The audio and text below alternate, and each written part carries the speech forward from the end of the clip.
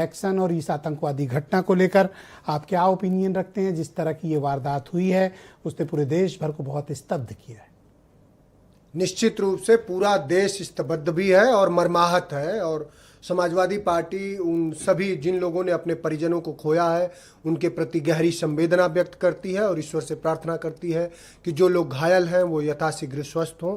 और ये जो बात है ये सही है कि जो घटना घटी है वो बहुत भयावह है। भयावह इसलिए है कि हमारे राष्ट्रीय अध्यक्ष जी ने बहुत साफ कहा कि जो हमारी इंटेलिजेंस एजेंसियां हैं और आपके माध्यम से समाजवादी पार्टी ये पूरे देश को ये बताना चाह रही है कि हमारे सुरक्षा एजेंसियों में आज भी बहुत कॉम्पिटेंट लोग हैं, सक्षम लोग हैं। लेकिन जो राष्ट्रीय अध्यक्ष जी ने एक वर्ड कहा है, अगर जो समझने वाले होंगे पुलिस अफसर हैं राजेश सर वो बताएंगे, समझने वाले, उन्होंने कहा कि आपको कॉम्पिटेंट अफसर को रखना पड़ेगा। आप जब अपने सुरक्षा एजेंसियों से उनके सुरक्षा के बजाय जब सरकार अपने राजनीतिक लाभ लेने के लिए अपने राजनीतिक जो लाभ है, जो राजनीतिक कार्य जब कराने लगती है तो कहीं ना कहीं सक्षम लोग भी अपना जो दायित्व है उसको निभाने में अक्षम हो जाते हैं, वो निभा नहीं पाते। ये बहुत वाजिब सवाल है, ये बहुत दर्दनाक है कि हमारे यहाँ पढ़े लिखे लोग रेडिकलाइज हो रहे हैं। ये बहुत गंभीर है कि चूंकि इंस्टीट्यूशनल काज ऑफ कंसर्न बहुत मतलब बहुत डीप कंसर्न है, इससे हम लोग सहमत हैं। और ये किसी भी तरह का इसी तरह से जिस तरह से आरएसएस की एक विचारधारा हमारे यूनिवर्सिटियों में घुसाई जा रही है देखिए आतंकवाद के साथ आरएसएस का नाम लेना, विश्व हिंदू परिषद का नाम लेना, एक एक करके वन बाय वन आप अपना आराम से अपनी बात करें। एक सेकंड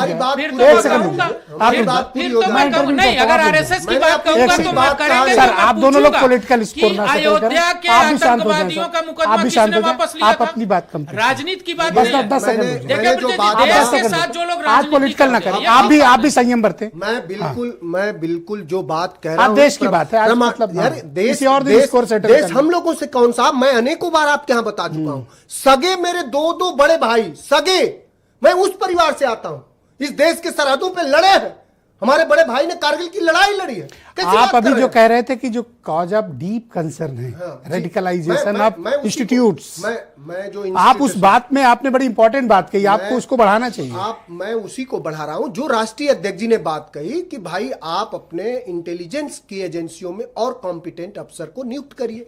और ये देखिए जो अमोनियम नाइट्रेट जो हजारों किलो आ जा रहा है, आपने कितनी अच्छी बात करी कि हमारे राजधानी से फरीदाबाद मात्र 37 किलोमीटर दूर है और फरीदाबाद बीजेपी रूल्ड है, सेंट्रल में बीजेपी की सरकार है। तो हम सवाल किससे करें आप बताइए? हम सीआईए से? बिल्कुल सरकार से सवाल होना चाहिए। और सुन लीजिए साहब, इस देश में पुलवामा हुआ, इस देश में पहलगाम हुआ, उरी हुआ, पठानकोट हुआ, और ये कितना दुर्भाग्यपूर्ण है कि आप किस तरह की इंक्वायरी की डिमांड जिस तरह चल रही ठीक है। देखिए हमें किसी इंक्वायरी पे हमारे नेता ने, राष्ट्रीय अध्यक्ष जी ने कितनी बड़ी बात कही। उन्होंने कहा कि जब देश का सर्वोच्च संवैधानिक व्यक्ति प्रधानमंत्री ये कह रहे हैं कि इसके तह तक हम जाएंगे, खुलासा करेंगे, तो हमको उस पर भरोसा। अब वो लोगों को नहीं समझ में। देखिए जो सर आज थोड़ा सा वक्त कम है, मुझे खत्म शुक्ला जी, अरे आप खत्म, मैं उसमें एक इंपॉर्टेंट बात बता रहा हूं जो हमारे विशेषज्ञों, रक्षा विशेषज्ञों ने जो बात करी कि हमें सिर्फ इंटेलिजेंस, आर्टिफिशियल इंटेलिजेंस या साइबर पर नहीं, ह्यूमन इंटेलिजेंस पे भरोसा करना। अग्रवाल जी ने बहुत अच्छी ह्यूमन इंटेलिजेंस, ये बड़ी बात है। किसके मन में क्या चल रहा है ये मशीन नहीं बता सकती, ये आपका ह्यूमन रिसोर्स ही बता सकता है, उससे कम्युनिकेट करके। एक बड़े इस देश के कथाकार हैं, संगीतकार हैं, उनका एक वर्ड मुझे याद आता है, वो कहते हैं कि किसी व्यक्ति के लिरिक्स से, उसके संवाद से आप उसको पूरा एसेसिनेट कर सकते हैं, उसको जान सकते हैं कि इसके मन में क्या चलता है, इसकी पर्सनल लाइफ क्या है, इसकी सामाजिक मतलब नहीं, उसके बात करने के तरीके से। तो वो सिर्फ ह्यूमन टू ह्यूमन ही। ब्रजेश शुक्ला जी बहुत ही जानकार है सर। 10 सेकंड आज रुक जाए सर, खूब पॉलिटिकल डिबेट में आप रहते हो सर, आज टाइम दे दो। राजनीतिक थैंक यू सर, के कारण धन्यवाद लगाए गए सरकार को। धन्यवाद ब्रजेश शुक्ला जी।